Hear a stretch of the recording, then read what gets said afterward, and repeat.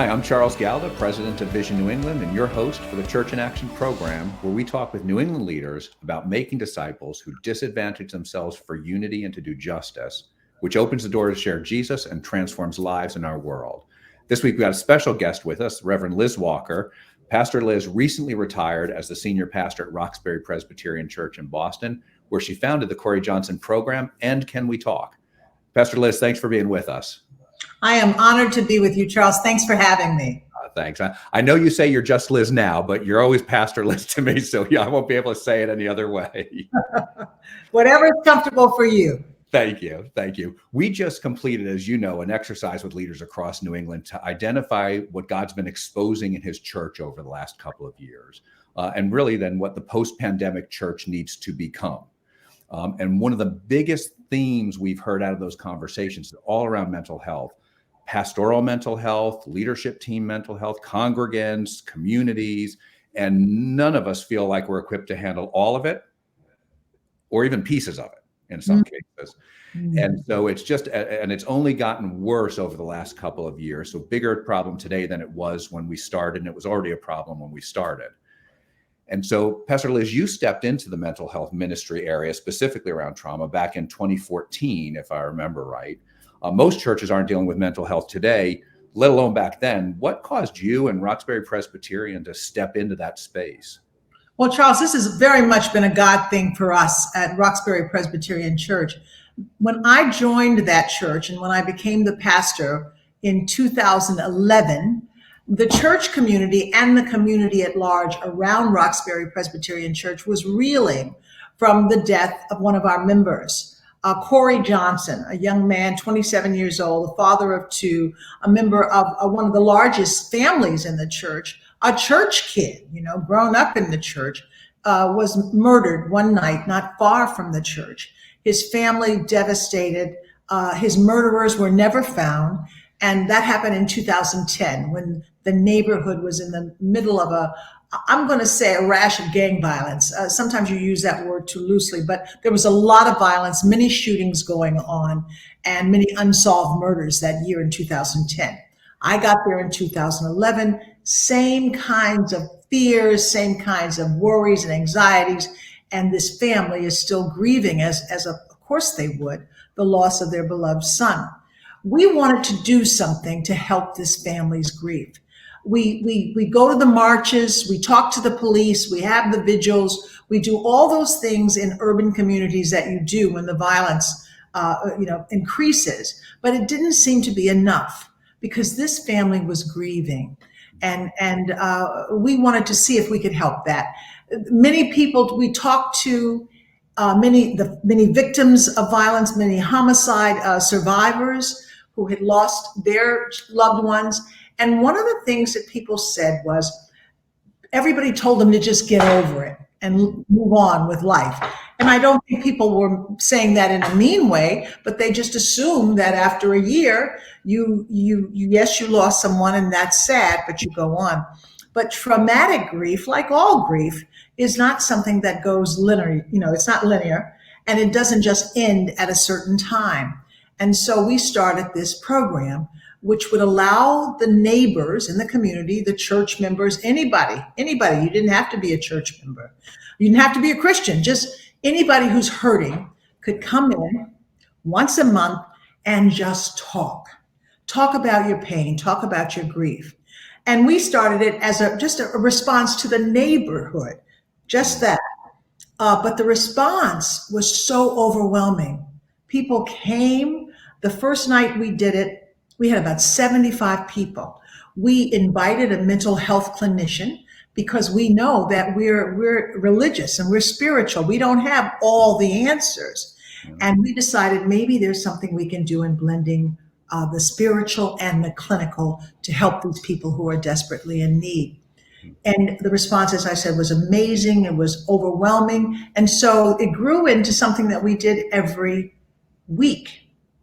And we call the program Can We Talk? Very simple. The idea is that we will listen to you. We will not do what the church sometimes does, which is preach at you. We will not do what sometimes, unfortunately, we do, which is to judge you, and we will not give you a quick fix. Now, Charles, you're going to have to stop me because I start preaching when I get on this subject. That's okay. Well, it means so much to me. And those were kind of our internal decisions, that we would not do those things. We would just listen. And it's been going since then. This was before COVID. We didn't know about COVID. We didn't know what God was doing. But it has proved to be a valuable community support. Yeah.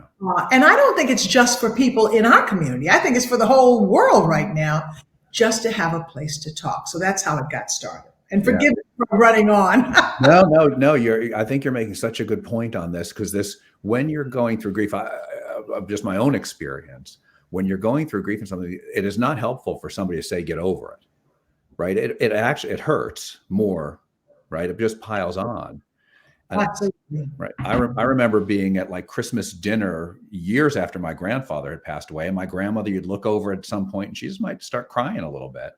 And nobody at that table would have said, well, come on, Grandma, get over it. Right. So it was like, no, we understood that there was suffering and pain there that you just don't get past. Absolutely. And we don't say that we can solve your problem or fix your grief. What we say is from Corinthians, comfort those like I've comforted you. God has comforted me, so I'm going to comfort you. I'm just going to be with you. I can't fix you. Only God can do that. But I can walk beside you or abide with you. And what we think, Charles, is this traumatic grief, I think, now this is my theory, and there are others who agree with me, is a little different from grief as we know it, because there's the shock, the anger, and the injustice of what's happened when it's traumatic. This wasn't supposed to happen. Certainly when my mother passed, she had been sick and we knew it and it was horrible. And I think about it all the time. But imagine your child who's 16 years old goes out to a basketball game at night and then doesn't come home. That's a really shocking kind of thing. So it really throws your mind all off. Trauma's a wound, but these are deeply embedded wounds that can impact how you live in the world. And that's what we're opening up to now in the wake of, well, I say the wake, I hope it's the wake. I hope COVID is over. But in all that has happened in this country and the world in the last 2 years, I think we're all in need of this kind of safe space where we can just say, you know what, I'm hurting. Because we can certainly look back, and we've all read the stories about, COVID came along and I lost my business, I lost my job, I lost my house, I lost my parents died and I couldn't even be with them. My children died, and right? Those are traumatic events, and we've done some other episodes on trauma, and some people will be able to deal with that just fine. And some people have a different set of life experiences and God wired them up differently. And those are not easy things to get past, right? And so we need something to get through it. And it sounds like what you've developed is really just giving people the opportunity to process out loud. That's exactly it. It's exactly it. We give a safe space, which means that you can come in and trust that whatever you say here, will stay here, and that we won't comment. We'll just listen. We give you, I think, a sense of reconnection. When you are traumatized, you can feel isolated. What we've been going through with COVID, we couldn't even bury our loved ones who died. We couldn't even see them. We will give you a sense, or we will promise to try to give you a sense of reconnection. And sometimes when you go through grief, when you go through pain, you don't know if God's still there, or you don't know if God's listening. And we think that being a faith-based program, we can, by listening, we can be the ears of God and just assure you that we want to hear, just as God does, everything you bring. So those are the things, very simply, what we do. But I think, Charles, that in our times, we're also caught up in hurt these days, that that nobody's taking the time to really listen, or we're not taking enough time to listen to each other. So that's kind of the theme of this, is that, we need to listen to each other. The whole world needs to listen to each other right now. I can't remember who said it to me a few months ago, that listening is an act of love. Absolutely. Especially in a world that doesn't listen to anybody anymore, right? It is an act of love. And it's more than just the sounds, right? You don't just listen with your ears, you listen with your heart, you know? You lean into what's being said so that you can have a deeper understanding of what your neighbor is going through. Now you said an important thing, I think, in that. So if I come to a Can We Talk group, I'm going to have an opportunity to share as much of my story as I'm ready to. And there's no feedback loop at all about it. It's right. It's so nobody gets to say, "Hey, you're wrong," for opener. Right? No, we because most of the people who are there now, we're on Zoom now, so we're kind of doing this virtually. But when we did it in person, everyone who's in this community is usually everyone is in pain too. So we're all wounded healers, you know. And no one is going to do anything. You don't have to register. You don't have to pay. We'll give you a meal, because what more loving, radical thing can we do than to break bread together? We will do everything we can to gain your trust in this community. You can come one time. You can come 10 times. You can be a part of the healing community, and we will listen to you. We talk and we listen. We talk and we listen. Now, we also offer music, because we found that music is a real balm for just kind of creating the atmosphere. We have a saxophonist, and we have a dancer, and we have a singer. And so, you know, periodically during that hour of listening and talking, there's music.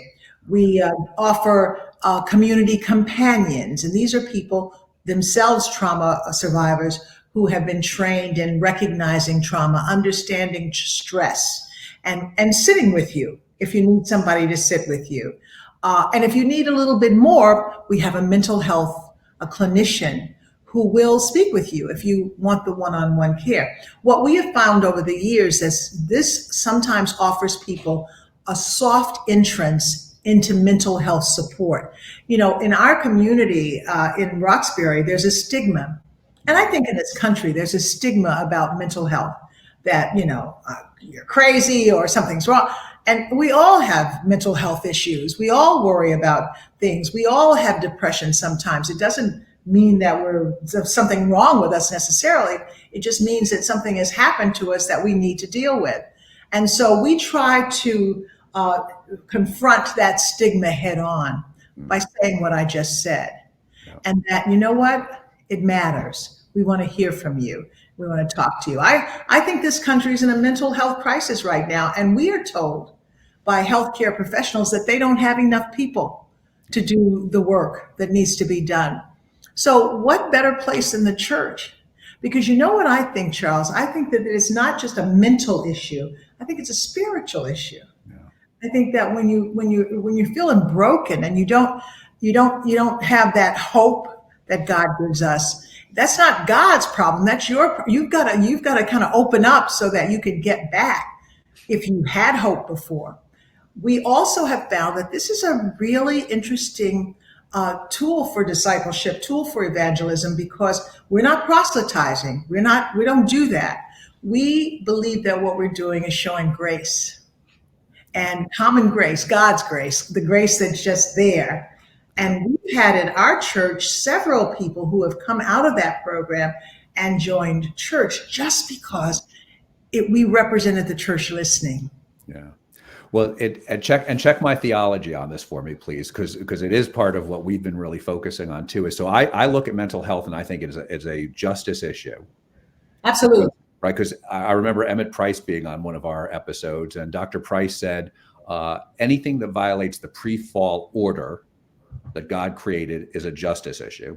Absolutely. And so God did not create mental health as part of the pre-fall order. This is a result of the fall, and therefore working on it is a justice issue. And when we engage in doing justice in our communities, people want to know Jesus all of a sudden. Absolutely, because that's the answer, right? I mean, what else can we sell but the answer that is the answer?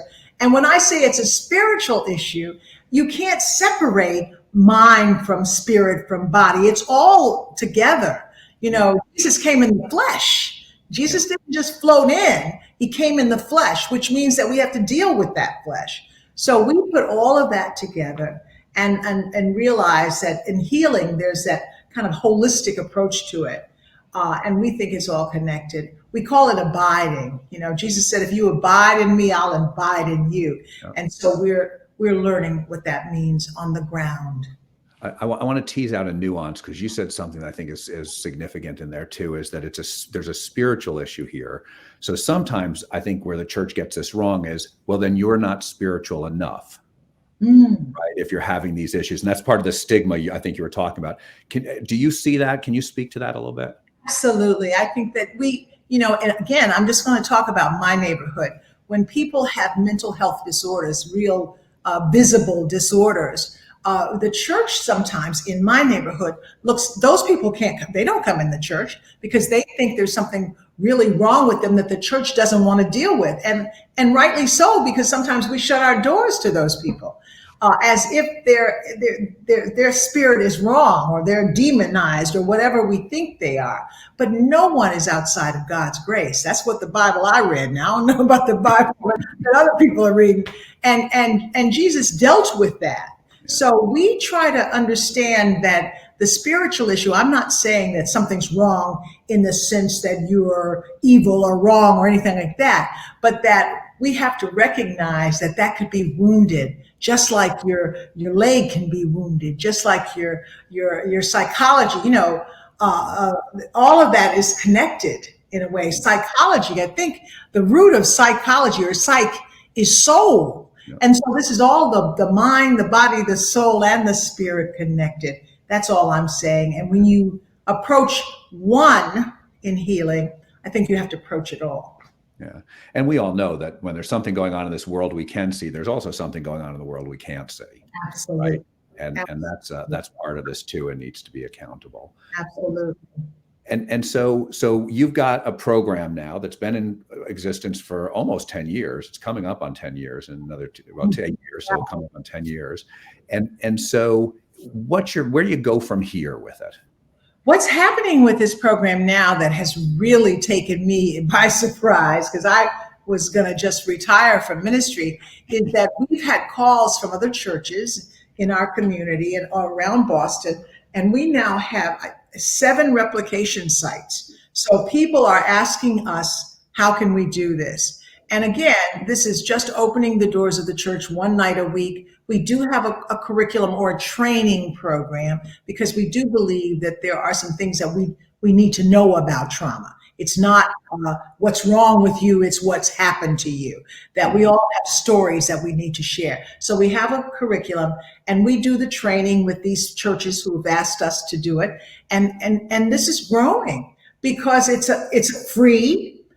We've raised money, and so we actually give churches seed money to start the program. This is one of those things where we're not asking you to give us money. This is not a franchise, because we believe this is a way that God is doing some very specific healing in the world. So it's growing right now, and we're very excited. It's a little scary to me because that was not the plan, but we have wonderful people who have come on alongside us, and we have communities in South Boston, Providence, Rhode Island, Chattanooga, Tennessee. It's this kind of bizarre expansion that's going on right now.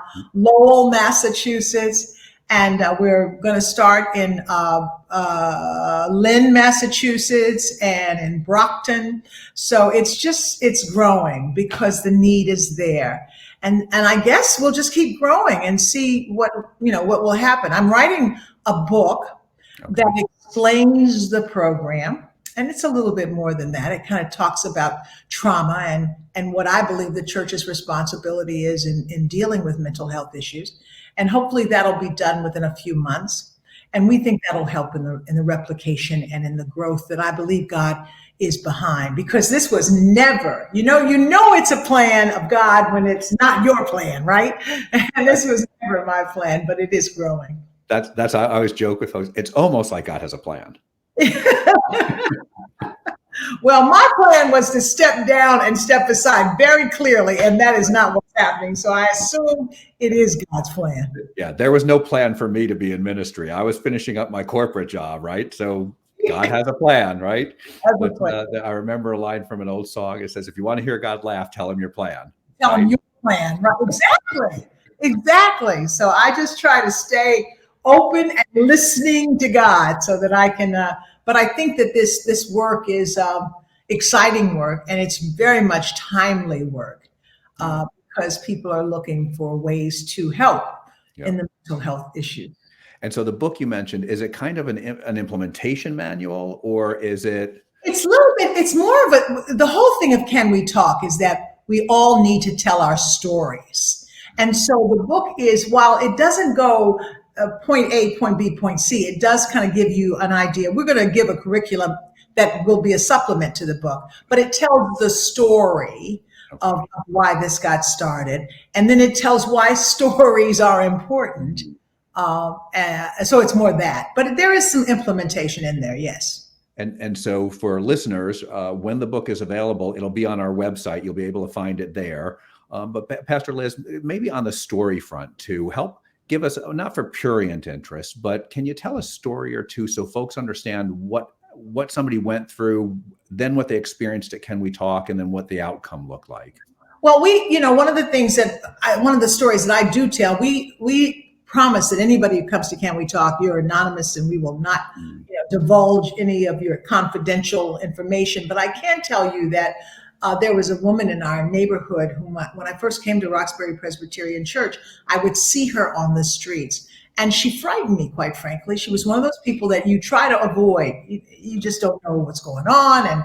And clearly she's not with you. And when we opened the doors of the church for this Can We Talk, she was one of the first people to come. And in my mind, I thought, well, she's just coming here because we have food. Because I'm a cynic. I think that's why God uses me, because I'm always going, this is not going to work. I'm going to tell you that. And she came for 2 years. She never spoke. She sat there, she ate, but she stayed in our event, which is like a 2-hour event. And when it became weekly, she stayed. And I used to call her Ground Zero because she just came. And after about 2 years, one night we opened the event with a good evening, and I tell you the guidelines, and then we play some music. And she gets up, and we have an open mic. So you just come up as the Spirit moves you, you talk for a few minutes, and you sit down. She didn't go to the mic. She went to the guy who runs the music, and she had him put some music on from her phone. And if you were just sitting there, that would mean nothing to you. But for those of us who had watched her for the past 2 years, this was the first time that she even reached out past evening. And we saw it as just God moving, because the song was a Marley song, Don't Worry, Be Happy. I mean, but for her, it was an outreach. She was saying to us that she was a part of it.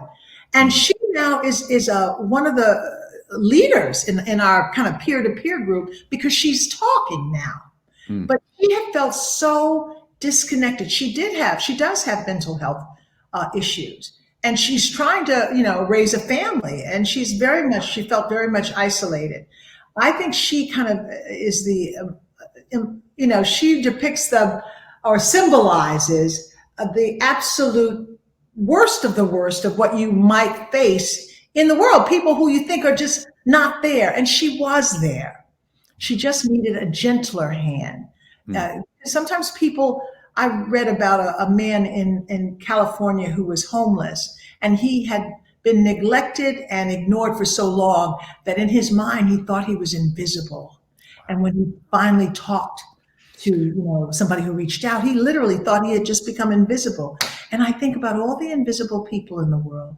Well, that responsibility is ours, because the Jesus I read about he reached out for those people more than anybody. And so when this young woman decided to ask for her music to be played, we saw it as God showing us that what we were doing made a difference. It might not be a huge difference in the eyes of the world, but it was a difference. And she has just steadily improved just by being in a community that is not shunning her, and she's done nothing to be shunned for. I mean, she sits there, but we have our preconceived notions about each other, don't we?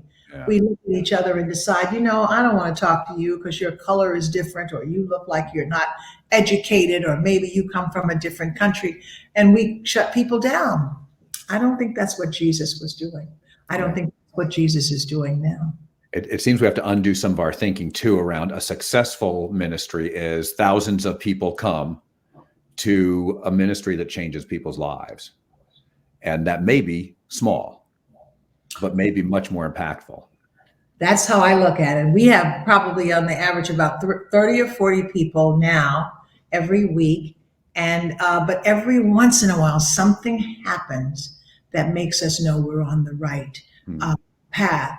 And someone will tell us, I don't feel so alone right now. Sometimes people, may say something kind of inappropriate, and we sit there and graciously listen. And this community has become its own kind of power in the sense that people know how to listen to each other and how to support and encourage each other. And I think that is just as powerful as one of these huge churches with thousands of people giving their lives to Christ. And I'm not saying that's not important, but it may be a bigger impact, right? What we see with our eyes is not what God sees, right? Absolutely. And so if I'm listening to this and I'm like, I want to come to this, I'd love to talk to you about starting a new Can We Talk in my area. I know your website is RPC, Roxbury Presbyterian Church, RPC Social Impact CTR for Center.org. Jess will put it into the Facebook chat. Is that the place where folks could go to find out when they are, where they are? That will have the Can We Talk phone number on it, and it'll have a way to connect with us. It'll give our program director, I think it gives her email on the RPC Social Impact CTR.org. We're a real grassroots organization. We're growing faster than we planned. So we're going to have something a little bit more sophisticated, but you can do that. You could also just call Roxbury Presbyterian Church, leave a message, and we will get back to you. We want everybody. We're on Zoom every Thursday night at 6:30 right now. Anybody can come. You can come. You don't have to talk. You can listen, but the only caveat is that if you sign on, if you come to our community, you're a part of our community. So you don't come as an observer, you come to listen and hear what people have to say. That's great. Hey, just a minute or two left. I want to just ask you about a quote I read of yours that I'd love to hear you expand upon. And so it was in the Boston Globe not too long ago, and you said, everything that happens is shaped by a bigger hand, and when you look back, you see a bigger meaning. That's just kind of the story of my life, right? Because I think that sometimes you live life, moving forward or stumbling forward, but sometimes you have to look back to understand it. And that's what I've done. Like I said, we didn't start this program thinking that it was going to be replicated.